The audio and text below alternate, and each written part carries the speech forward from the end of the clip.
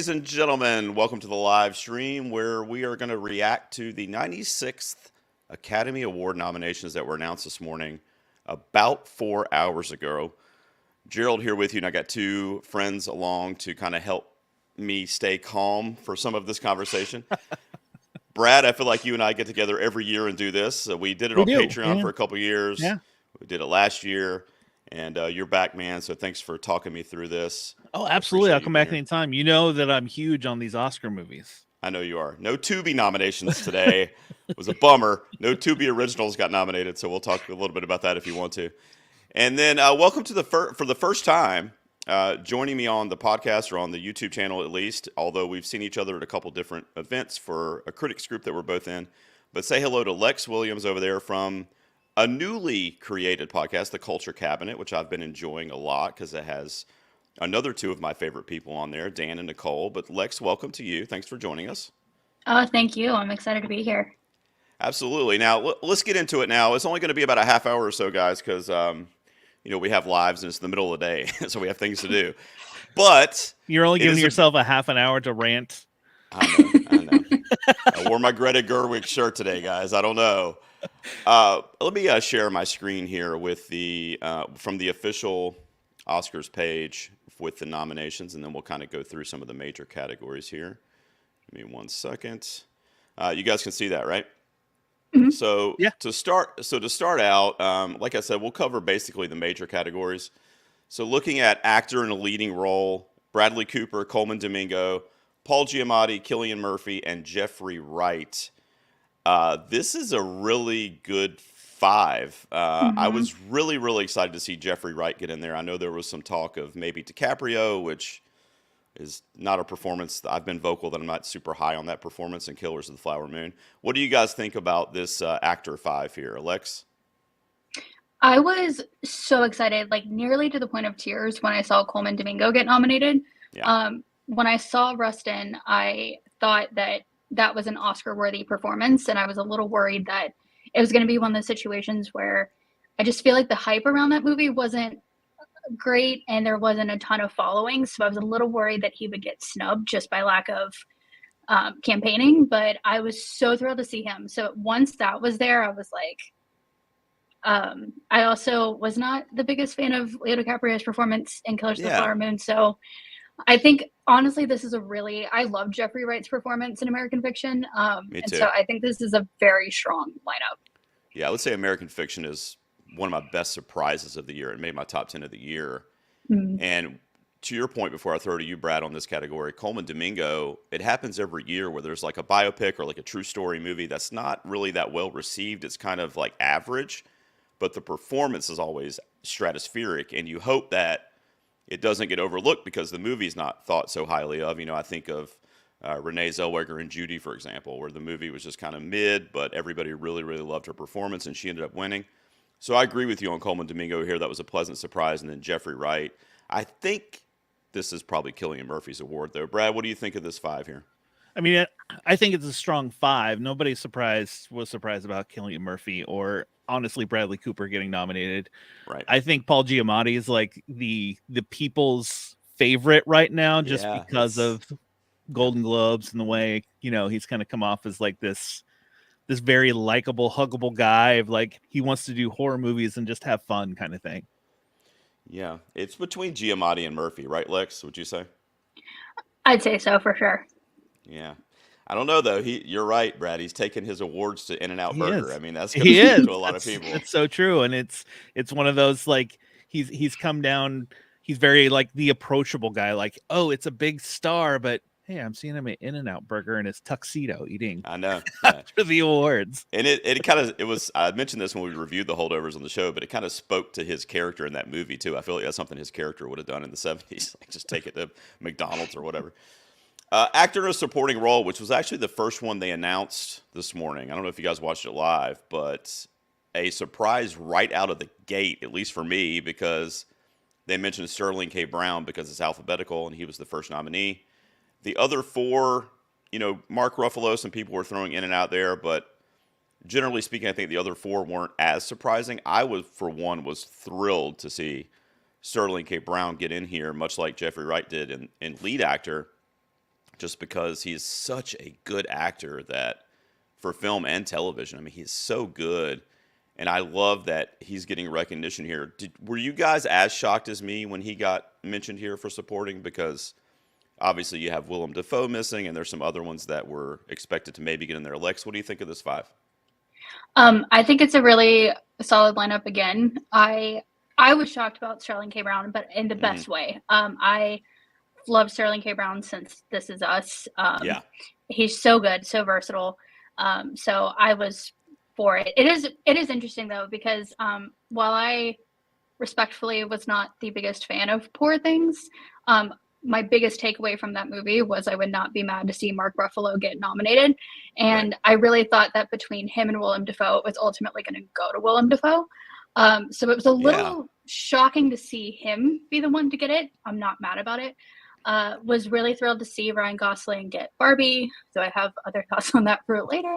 But what in the world? Yes. Yeah. But that was a really great, like his performance in Barbie was one of my favorite of his probably ever.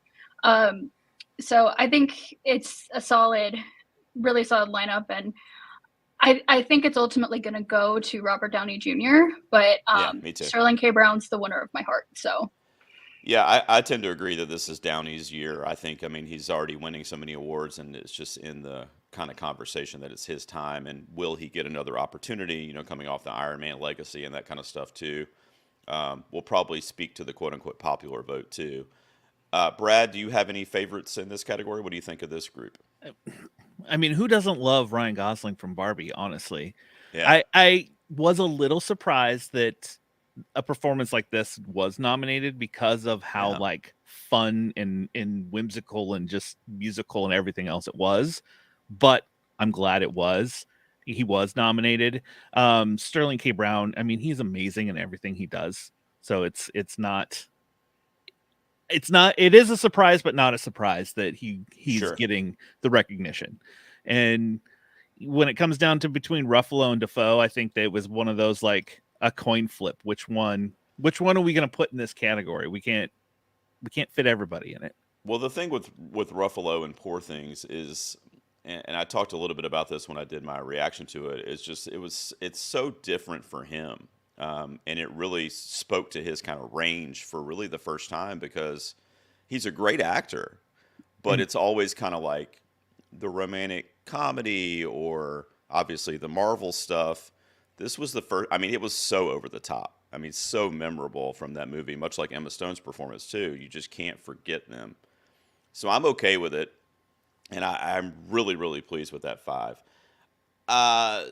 However, let me go from my pleasure to my possible displeasure here.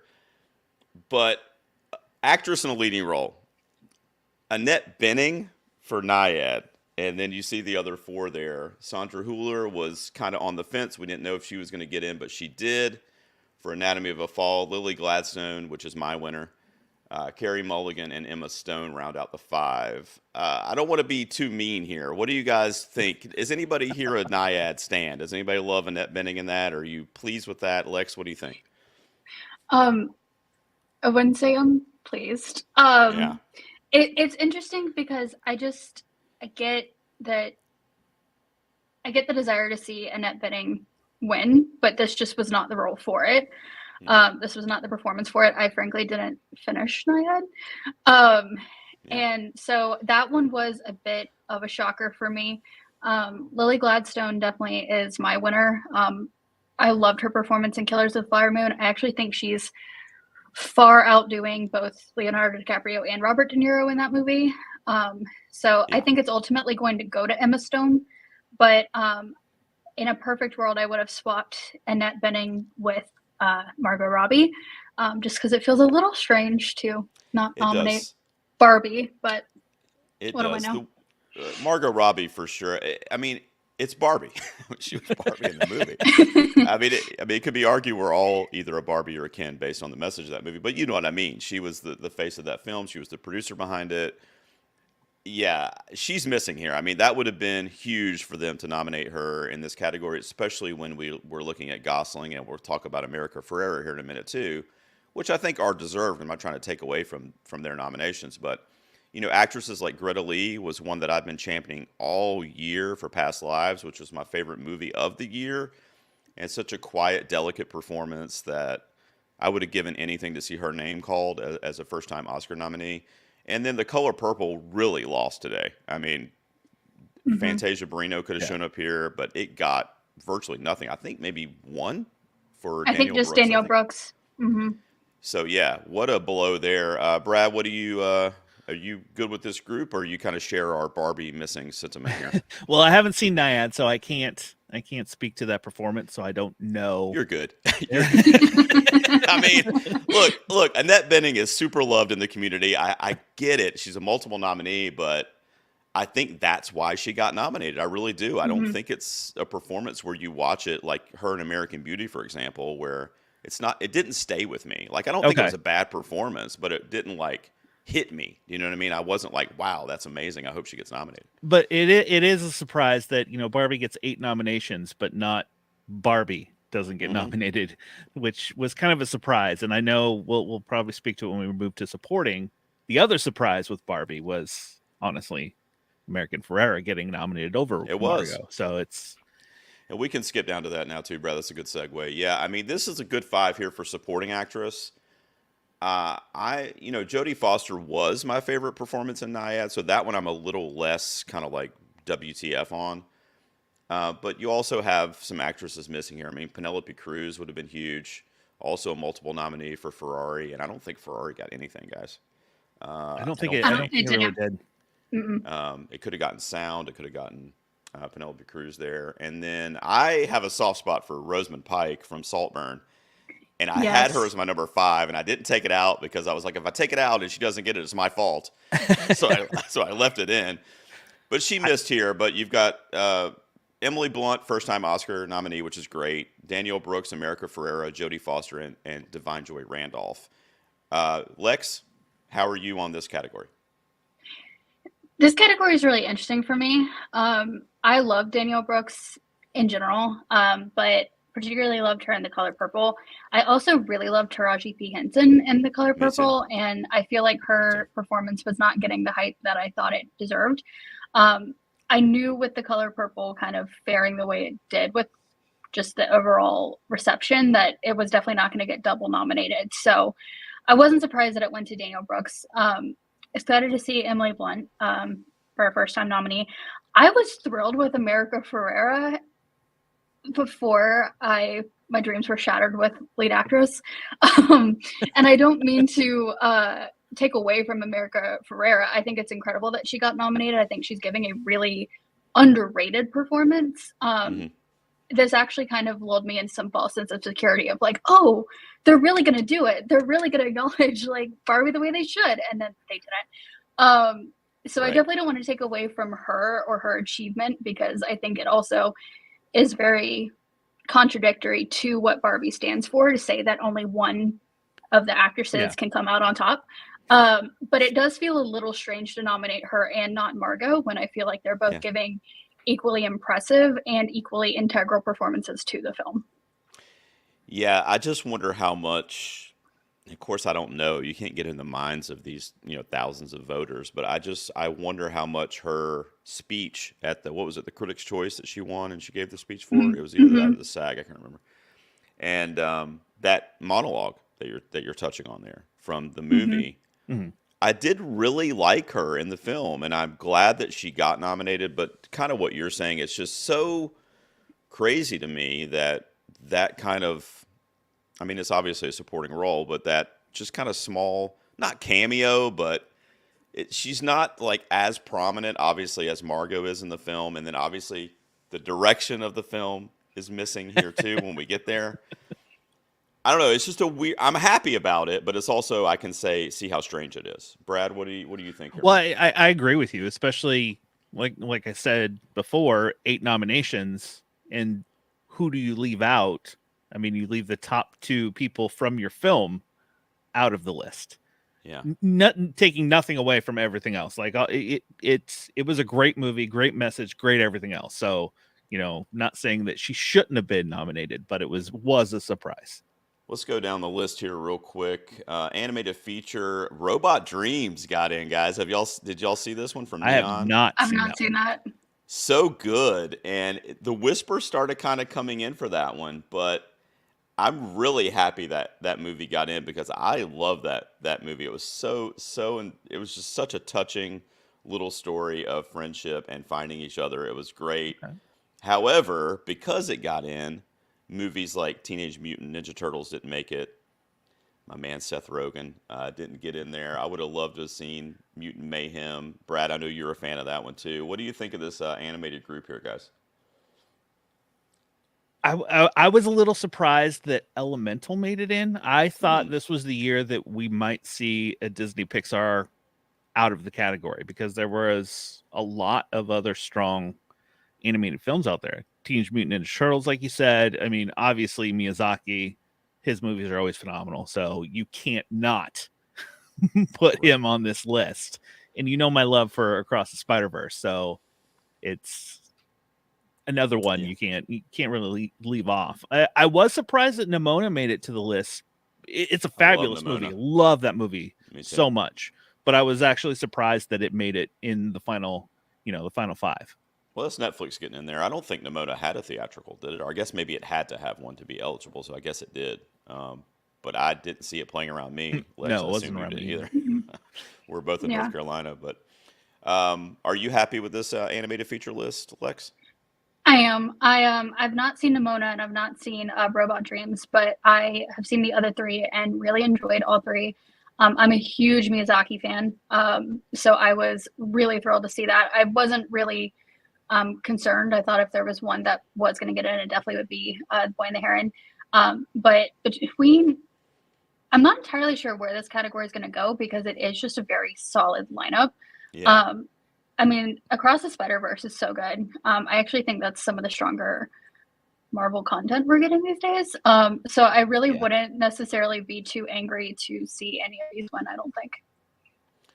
Yeah, I think it's kind of like it's been all season, probably going to be between Spider-Man and Boy and the Heron, and it's just Hmm. going to depend on what they're gauging it on. Is this Miyazaki's last film? Are they kind of grading his career and voting in that respect? Or I don't know. I mean, I've been vocal that while I do like Across the Spider-Verse, I don't necessarily put it up there like upper echelon with some other movies that I enjoyed a little bit more. So some people thought Spider-Man might get into Best Picture, which of course it didn't.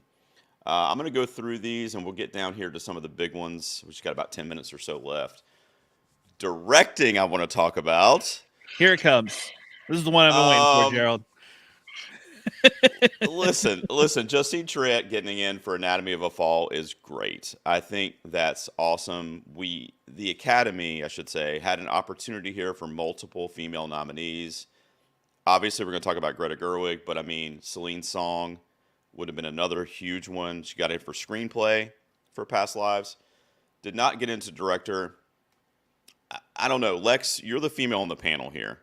Am I crazy, or is Greta Gerwig a glaring omission here? No pressure or anything. No, so this is what I said when the nominations came out this morning, is what I find really interesting. I mean, Past Lives was my favorite film of the year.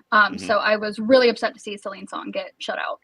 But I think with Greta Gerwig specifically, what I find really interesting is that you're going to nominate Barbie in costumes, production design, screenplay, acting, like all these major elements. And I understand that a movie is the sum of its parts. So I'm not saying that, I'm not trying to take away from the talent of people who were nominated. But what's just interesting is it seems like the Academy wants to acknowledge the cultural phenomenon that Barbie was. But then how do you do that without acknowledging the person who literally directed all of that? Right. You look at like something like production design, costume design. Sure, those are separate people designing those things, but it's all guided under the direction of the director. So Greta Gerwig, I think, kind of represents the weight of the cultural impact of Barbie. And it's this really weird thing where we want to pat ourselves on the back. You know, I bet when America Ferrera is announced, when they announce the nominees during the ceremony, they're going to play that clip of that monologue, and the Academy is going to pat itself on the back and be like, we did it, we fixed sexism. Right, sure. When in reality, I think we've actually been set back quite a few years. And so I was really disappointed to see that. Director's a weird thing, because it's just, I understand there's 10 Best Picture nominees and only 5 of these, so you can't really nominate all of the directors for Best Picture or anything like that. I get it, but it felt a little bit like a slap in the face to not have Greta Gerwig nominated. Yeah, and I Brad, think it was add anything there? Tough, because I think automatically they were like, Scorsese and Nolan are automatically going to be in there. So now who are the other 3 we're going to pick? And which is unfortunate, because are they the best at directing, or is it, you know, there's always the complaint of a popularity contest, which the Oscars tend to be, and it's, you know, Christopher Nolan, Martin Scorsese, oh yeah, they made a movie, we got to put them in there. Sure. So, right, which is unfortunate, and it leaves out people like Greta Gerwig and others. Yeah, we only have 7 or 8 minutes left, so I'm gonna reel myself in here. But Gerald's gonna start his monologue. I just can't. Of all the things that happened this morning, you know, the Annette Benings, the snubs for various people, I just can't put my head around how the Academy and the director's branch didn't just immediately put down Greta Gerwig. Like, with what happened this year and the cultural phenomenon that this movie was, of course, coupled with Oppenheimer, but nobody's going to argue the accolades that received this morning, because it got the most nominations. Nolan is in here for director, which, I mean, he should be, don't get me wrong. But I just don't, kind of an extension of what Lex said, that all these different components that got nominated, but not the person orchestrating all of those components, is just unfathomable to me. And it's happened to her before. I saw on Twitter today that she has the most movies as a female director nominated for Best Picture, with Lady Bird, Little Women, now Barbie, and she's only been nominated as a director for one of those and didn't win. It just, I don't know, it just seems weird. And I'm not like trying to be a conspiracy theorist or anything like that, and I'm not, but at the very least, it's just very disheartening and strange to me that she's not in here instead of somebody like Lanthimos or Glazer. I don't want Anatomy of Fall taken out because that's a woman for a woman, but I mean, even that's kind of weird to me, because I mean, Barbie was literally the entire summer was Barbie. I mean, I mean, they had nothing else. They had the Barbenheimer phenomenon all summer long. So, I mean, you know, you give Oppenheimer 13 nominations. You could, you know, you want to embrace this. Let's just go for it. Just put Greta Gerwig in there, put Margot in there, and let's just have a Barbenheimer Oscars. I know, and they missed that opportunity, because it really should be the two of them kind of, if you will, going up against each other here for 2023. I put a little thing in jest on Twitter about, you know, Greta Gerwig saving cinema this year. Of course, I don't think that as a truthful, like 100%, it was in jest, but my point is that I know people personally that had to go back to the movies this summer because of Barbie and Oppenheimer, and they hadn't been to the movies since before COVID. Like, I know a handful of people personally that could be times a million that went to this. I mean, look at the box office for that movie. And people weren't going in droves like that before that phenomenon kind of struck the country and really the world. And I just think it's a shame that Greta Gerwig, I don't think anybody could beat Nolan this year, to be fair, but I just think it's a shame that she's not an Oscar-nominated director for what she did with a movie spawned from the Barbie Mattel line. It's just crazy to me. Did you guys want to say anything else before I just lay on traffic out here in front of my house? It was just a great movie. I was completely shocked when I went to see this movie how good it was. Yeah, in Barbie, and what she did with it, you know, she really exactly the practical effects and everything. It's just, that's such good. Like, I recently rewatched Barbie, and it's just, take the movie itself out of it, like from a pure directorial standpoint of the difference between Barbie Land and the real world. It's genuinely good directing. So it's not even an issue. It's not even an argument of like, well, we need more women. It's like, no, this was a genuinely very well directed film that you're just snubbing for what? Yeah, I really don't understand it. I think did we touch on all the major categories? We did, right? Best Picture, we got to hit real quick.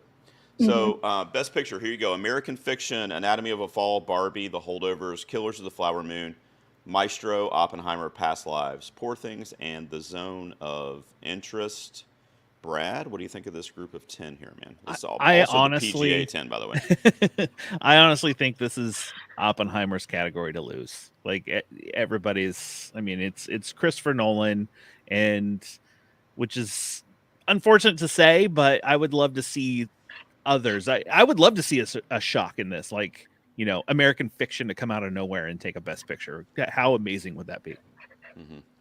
Yeah, this is the PGA 10, which doesn't always happen, but they matched up exactly 10 for 10 here. There's a couple that were like, you know how you have your No Guts, No Glory, Lex, and like you go to bed and you pray and like do prayer circles and shit.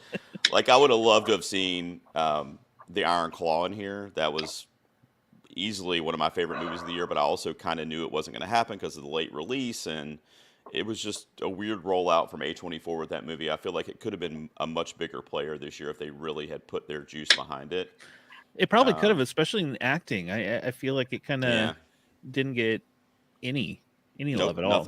Nothing. And then the other one I was going to say that Zac Efron, and the other one I was going to say that I feel like could have gotten in and actually still had it in up until this morning was The Color Purple, and it just, like I said already, it was a big miss, and it just didn't get anything today except for Danielle Brooks. What do you guys think, or Lex? What do you think of this 10?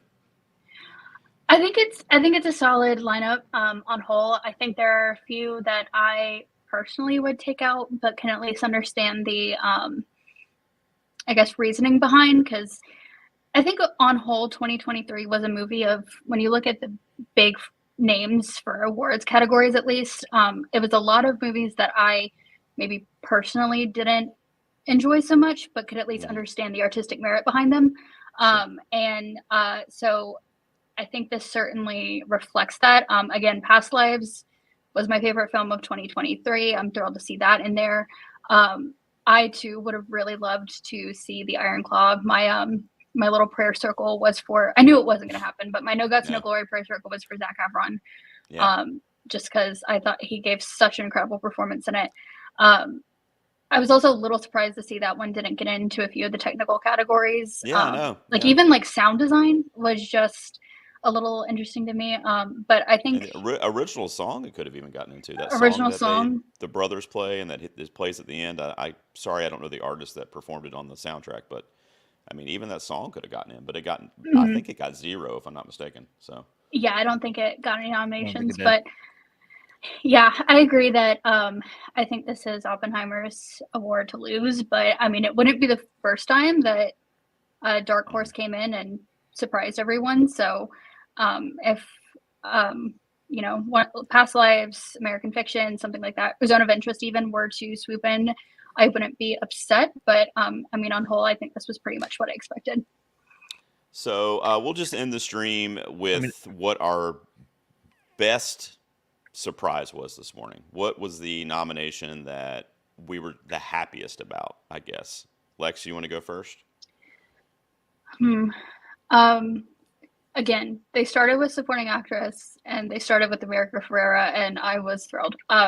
Which, as disappointed as I am with some of the snubs that Barbie got, I've loved America Ferrera since Sisterhood of the Traveling Pants. So I am really excited to get that she gets her moment in the sun. Yeah, that's a good call. Brad, what really surprised you this morning that you're happy about, buddy? I mean, obviously, Gerald, I'm upset that Slaughterhouse didn't make it in. Of all the movies, that's not even on Tubi, man. Yeah, you could have picked a Tubi title. I was happy to see, for the most part, Barbie get the love. Obviously, the top categories they didn't, but just to see a popular movie, because a lot of times the very popular movies don't get much in the way of nominations. They might get some technical ones in there, but not usually the top ones, like Best Picture, Best Actors, and everything else. So that was nice to see. Well, for me, it's we didn't really talk about the category, but it's Celine's song for Past Lives for screenplay. What a beautiful story, and the way it was written, and the back and forth from when she was growing up with this boy to fast forward to like 20 years later or whatever it was in America, and the way it was written was just very captivating and subdued and very easy to connect to. Like I already mentioned, I would have been over the moon had she also got nominated for director. But it's her first film. I think we have a lot of bright things on the horizon from a filmmaker like that. And I'm just, and also I think she stands a pretty good chance to win this category too, which would be huge. I do too. She's probably like top 2 or 3 as far as like likely to win it. So that's my biggest kind of like happy surprise from the nominations this morning. Guys, we want to hear from you. Let us know down below when you're watching this later. If you're not watching it live, it'll be on YouTube. And I really want to thank, of course, Brad. Let me get all you guys back in here. I got to figure out how to do this. I don't know. Here we go. There we go. Sorry. Old man coming through there. I really want to thank Brad. I think this is like the 4th year in a row you've joined me for the Oscars, and I think you watched one additional movie this year than what you'd have in the previous year, so I appreciate it. Yeah, maybe. I do it for you, Gerald. And I got to step away from Tubi sometimes. I know. Lex, thanks for coming on. I had to get a woman in here because I started freaking out with all the Barbie. I'm like... Let me get a woman in here to help me figure this out. So thank you so much for being here. I appreciate your insight. Oh, of course. Thank you for having me. Absolutely. That's it, guys. Hey, thank you, too, for joining the stream, and I hope you guys enjoyed this. Let us know what you thought of the Oscar predictions down below. Don't forget to subscribe and all that stuff, too. Greta Gerwig, I love you. You're my best director. All right. Thanks, guys. Thank you. Thank you.